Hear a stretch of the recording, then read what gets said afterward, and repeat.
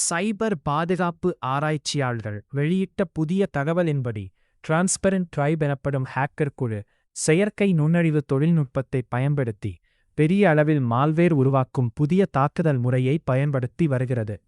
இந்த குழு பெரும்பாலும் இந்தியாவை இலக்காகக் கொண்டு சைபர் உளவு நடவடிக்கைகளை மேற்கொண்டு வருவதாக கூறப்படுகிறது.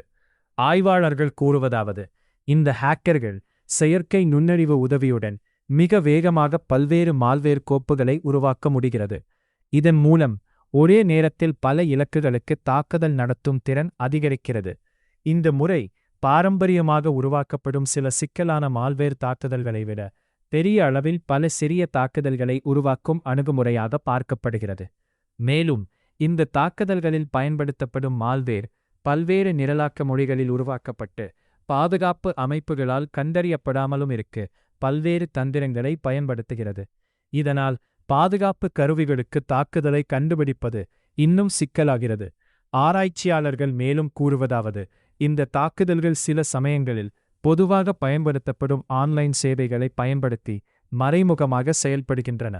இதனால் சாதாரண இணைய போக்குவரத்துக்குள் கலந்து தாக்குதல் நடைபெறுவதால் அதை அடையாளம் காணுவது கடினமாகிறது. பாதுகாப்பு நிபுணர்கள் எச்சரிக்கிறார்கள், செயற்கை நுண்ணறிவு தொழில்நுட்பம் சைபர் குற்ற உலகில் வேகமாக பயன்படுத்தப்பட ஆரம்பித்துள்ளது. இதனால் ஹேக்கர்கள் அதிக அளவில் மற்றும் விரைவாக தாக்குதல்களை உருவாக்க முடியும்.